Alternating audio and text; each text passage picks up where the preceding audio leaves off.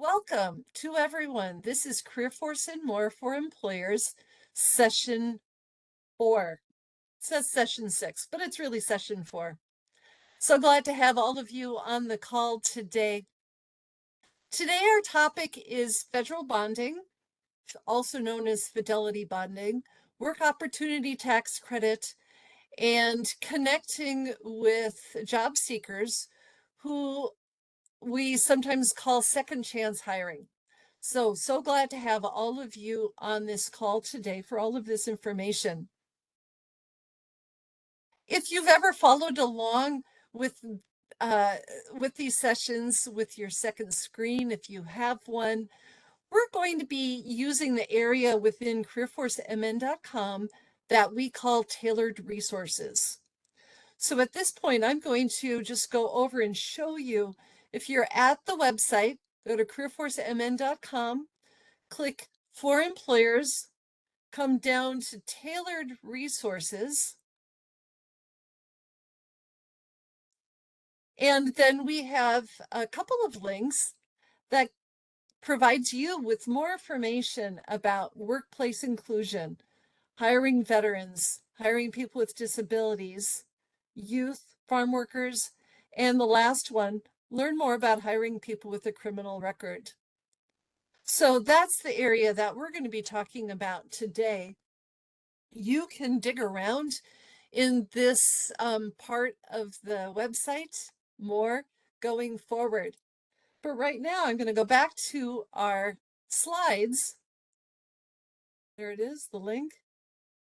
And welcome our expert in this area, Jeremiah Carter, who runs the federal bonding program and a number of other initiatives within the tailored resources. Hello, Jeremiah. Hello, Liz. Thank you.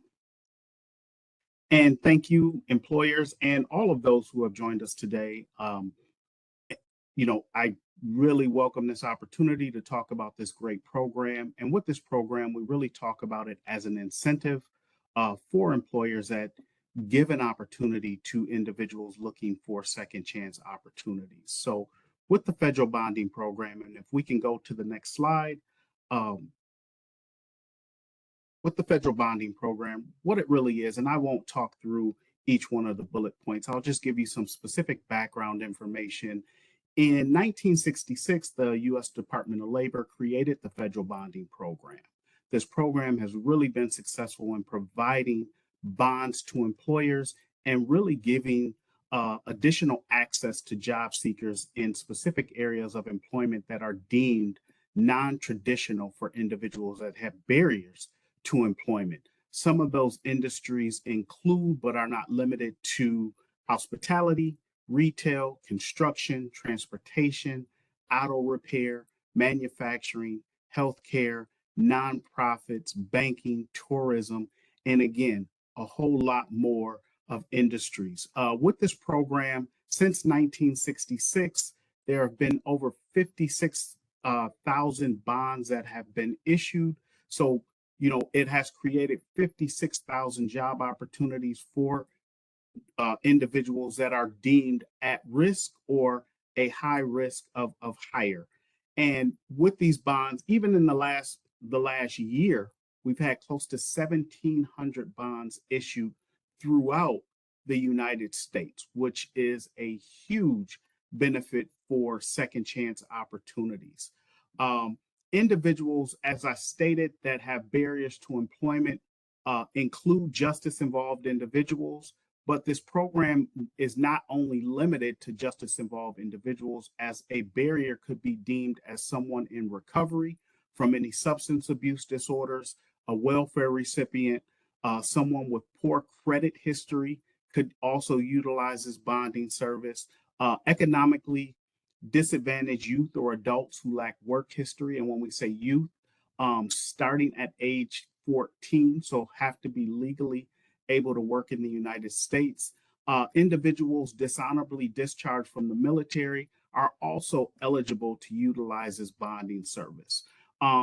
Through our work here in the state of Minnesota, we do see a higher number of individuals that have justice-involved backgrounds use this bond. again, as a tool to connect with employers. This program, for an employer's purpose, really protects an employer against loss caused by any dishonorable acts or fraudulent acts by the bonded employee. Examples of those acts really include theft, forgery, larceny, embezzlement. It does not cover, as it states here, any poor workmanship or if a person did just not show up for work. It doesn't cover anything of that nature. If we can go to the next slide, please. One question just came in, and I think it's important to ask before we move on. No problem. Sometimes we see the term federal bonding, and sometimes it's fidelity bonding. Is there a difference? There is not a difference. It's just the branding of the program. It is a federal bond as it is issued by the U.S. Department of Labor. The organizations that issue the bonds they refer to them as fidelity bonding. So I think it's just a branding tool and probably branding that could be combined so there's no confusion. But federal bonding, fidelity bonding are really the same things. So I hope that answers the question. But I'll go into why using federal bonding is important. First, I'll talk about like the limits on each bond. And that may even be on my next slide, but I wanted to talk about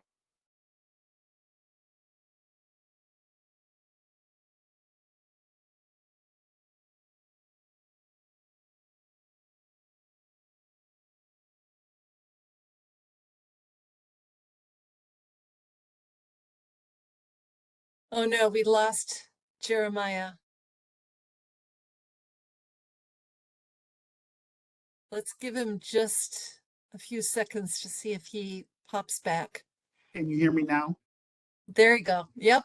Okay, my computer keeps saying I'm having connection problems, so I apologize for the connection problems. So, just wanted to go back and say why using fidelity bond.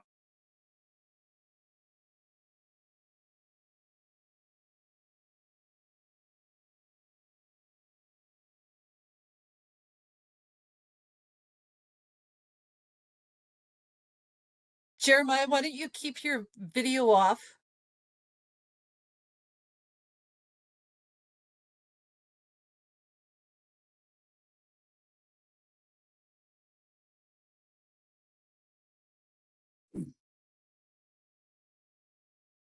Can you hear me?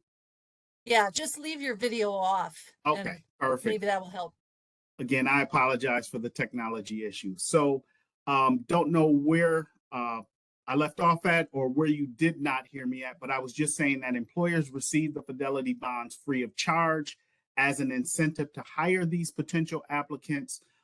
Each bond has a $5,000 limit, but those limits or the bonds can be stacked on top of each other up to $25,000 with a $0 deductible and covers the first 6 months of employment for the selected individual for that position.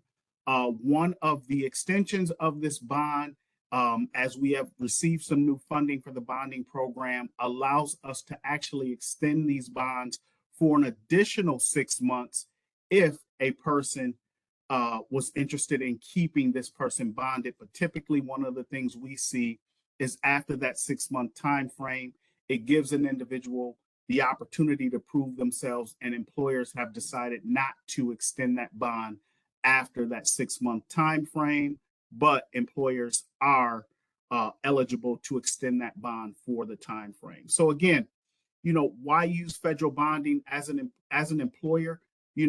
There is no application for job seekers or employers to use this, so it makes the referral process extremely easy, creating these additional opportunities for individuals. Again, kind of goes into that whole unique marketing tool for case managers or those that work with justice involved clients. It really creates an additional incentive for hiring these individuals. And then, Lena will talk about the work opportunity tax credit that also runs parallel with this program. Also, the efficiency of using this program. As I stated, there is no application for either the job seeker or the employer to complete. So that eliminates the red tape. The only requirement for this program is a phone call with the bonding coordinator, who is myself. It takes about 15 minutes, and the individual has to have the job offer in place in order to issue the bond. So, what we typically ask is that the employer reach out to us directly through phone call or email, and we can set up that um, interview or phone call to get the bond issued. The process typically takes about 15 to 20 minutes to complete. And again, no paperwork for either to sign. No formal bond approval process. The bond approval process is really determined by the level of responsibility that the individual will have on the job. We typically issue that $5,000 bond for that 6-month period, but some individuals do have a higher level of responsibility. I can give a short example. I worked with a welding company in the past, and a gentleman was afforded the opportunity to take the truck home. Well, the truck had about $10,000 to $12,000 worth of welding equipment attached to the truck, as they were a mobile welding company. So the employer asked for $15,000 to $20,000 of bonding insurance for that individual. But again, with the efficiency of this program and not having the red tape, we were able to issue that amount of bonding coverage. There are no age requirements, so these bonds work for any job, any state. The only requirement is that a person has federal taxes taken directly from their check. And I do say no age requirement other than just being that legal age to work in the state of Minnesota, and that would be 14 for these individuals. It does work for any full or part-time employer. So if a person is working part-time, and this bonding service would work for you, employers that are on the line today, you will still be eligible as well as any full-time employer. Temp agencies as well will be able to use this program. So in this next slide here, just moving forward, I just wanted to talk really briefly about our chance or our opportunity to expand our program.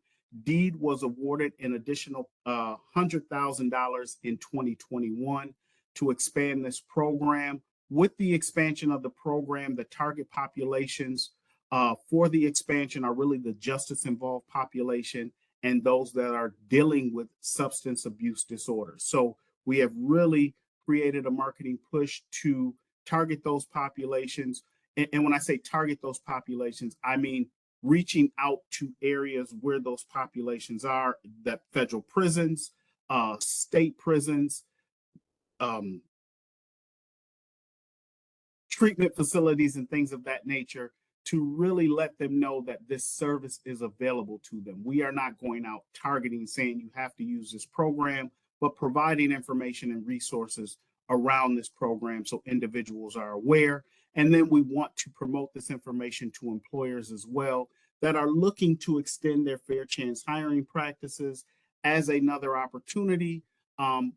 If you deem a potential employee as high risk, just know that this is one way to take the risk away in bringing an employer in. So for you employers that are on the call today, please think about this service as you move forward. If you do have questions, concerns, or issues with the bonding program, you can reach out to me directly. If we can go to the next slide. You can reach out to me directly. My name is Jeremiah Carter. The easiest way to get in contact with me is through our general inbox at fidelitybondingprogram.deed@state.mn.us. Again, if you have additional questions, please feel free to reach out and we will be happy to answer those questions. Also wanted to mention, for the employers that are on the line, we do have a new grant program in place here with Careerforce. It is called the PROUD program. We are really focused on individuals that are releasing from our federal correctional facilities. We do have we have individuals that are looking for opportunities for employment. So if you do have employment opportunities or second chance opportunities, please reach out to me directly and I can put you in contact with our program staff that could really help you increase your workforce. Through our program, we are providing a number of skilled training opportunities for these individuals, which range from digital reskilling, building trades, business and entrepreneurship college classes. So we are providing these individuals with a number of training opportunities so you will get skilled and ready to work individuals. So again, if you're interested in learning about this potential workforce, please feel free to reach out to me directly. So I will stop there as I know we do have another presentation from Lena. So thank you very much, Liz, for the opportunity. Thank you, Jeremiah, for being here. To people on the call, I've put the Fidelity Bonding Program.deed at state.mnus. I put that into the chat, and you can also contact Jeremiah directly or through our Careerforce Information Assistance team. So next we have Lena Bulk, who is the supervisor of the Workforce Opportunity Tax Credit Program. This is a comparable, similar program in this area of allowing you, the businesses, to get credit, tax credit, for employing people that typically have had challenges in their life. So over to you, Lena. All right. Well, thank you, Liz, and thank you, everybody, for being here today. All of our employers to join us to learn more about these programs. And as Liz was just saying, the WOTC, we refer to it as WOTC, but it's the Work Opportunity Tax Credit Program, is a great incentive for employers to get that tax credit, right? When you hire someone who has typically had challenges to finding employment. So, there are a variety of groups that are part of that qualify for the tax credit, and we'll be talking a little bit about that today as well. So, but again, thank you for being here, and I'm excited to just kind of go through some of these, the basics, very high level overview of the program. So, all right, next slide. So again, a little bit on the background of the WOTC program, the Work Opportunity Tax Credit Program. The intent is to assist individuals obtain employment who have consistently faced significant barriers. So there are identified certain targeted groups of individuals with high unemployment rates due to a variety of obstacles, right? Low skills, right? Lack of education, maybe they have a disability. They are living in an economically distressed area. Those are just some of the things that are what are preventing some of these individuals within these targeted groups from obtaining employment. Currently, WOTC, it's been around for a very long time. And right now it's currently authorized through December 31st of 2025. We anticipate it'll continue on well after that as well, but right now it's currently authorized through with the Department of Labor through 2025. Any for-profit employer can use WOTC. And not-for-profit organizations are also eligible to utilize WOTC, but only for the veteran target group. So that they can still get that tax credit, but only for that specific targeted group. Next slide. So here's a listing of some of the targeted groups, and I'm going to put this link here in.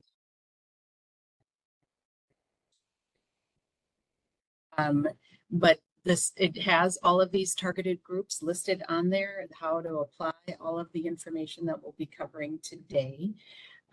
And it'll give you a little bit more detail what they're looking for and the certain criteria. So, for example, justice involved, the individual has to have had a felony conviction.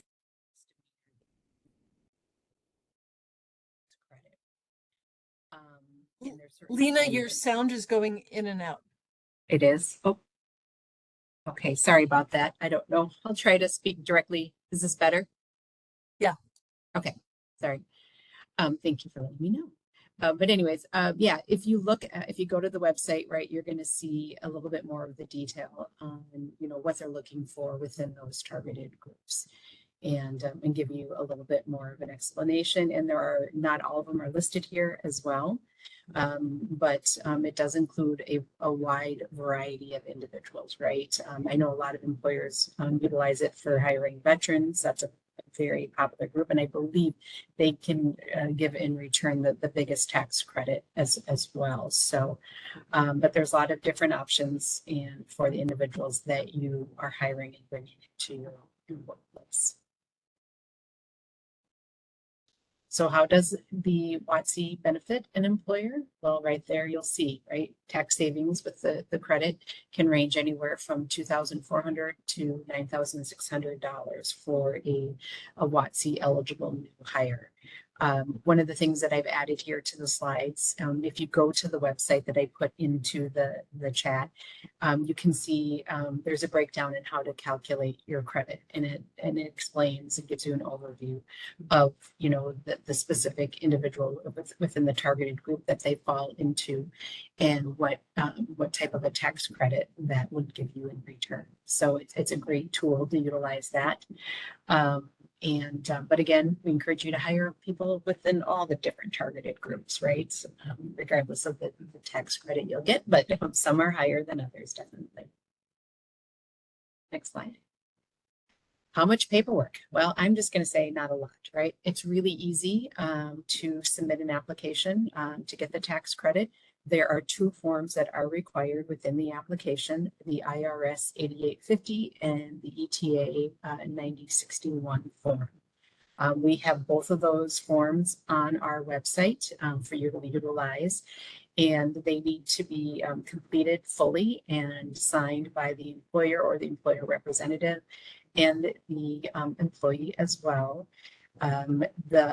The applications are mostly submitted into our online system. It's automated application system, but we also offer, if that's not an option for you or your business, we do offer other methods. We do take applications by fax and by email, and we still get some by mail. So there are other options, but probably the easiest is going to be to utilize our online application system. And the access to that is all on the website with the link that was provided. Probably the biggest thing, if any big takeaway that you take today from the session today, is this in bold, within 28 calendar days. That's very important. We need to receive the application within 28 calendar days of the new hire's job start date. So extremely important. If we get it on the 29th day, we are not going to be able to accept that application.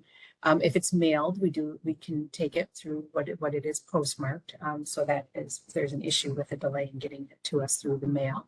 But that's extremely important because sometimes that does happen and we have to deny the certification because it came to us too late. And so very important.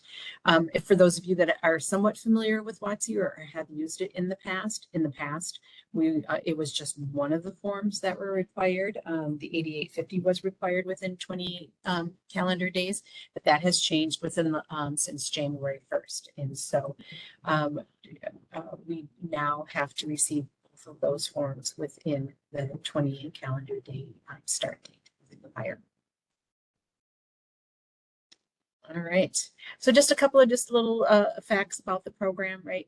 The tax credit is available to any size business for any type of job. So it can be permanent, temporary, or seasonal work.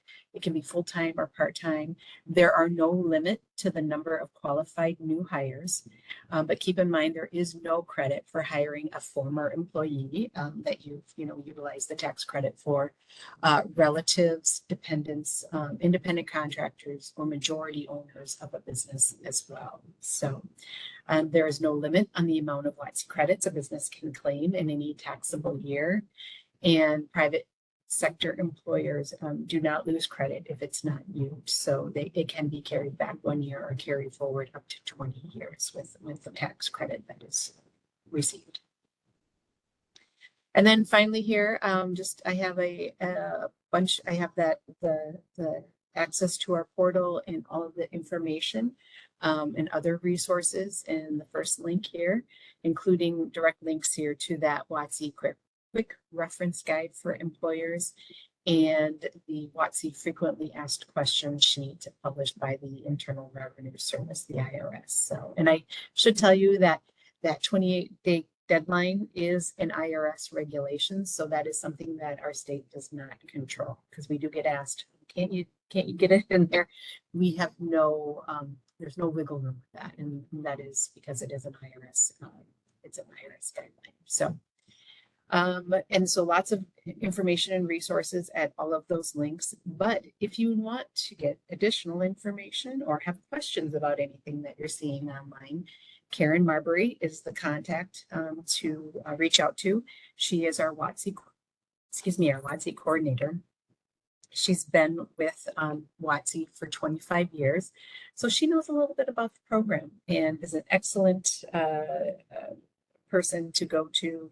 She's definitely an expert on all matters involving WOTC, and will do a great job with providing whatever information you need moving forward. So I did put her direct contact phone number and then the Deed WOTC general email inbox as well, which Karen checks every day also. So that is it for me today.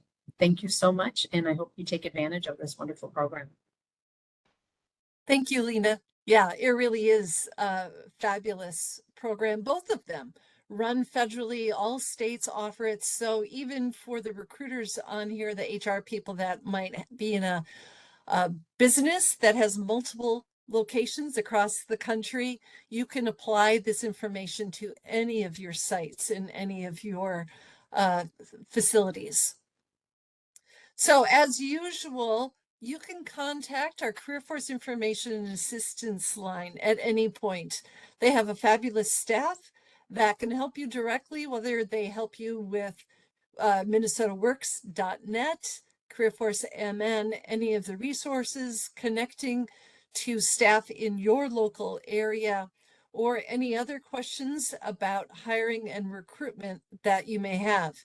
You can also reach out to me, Liz Jennings, or follow up with Jeremiah or Lena Bulk here on the call for specific information.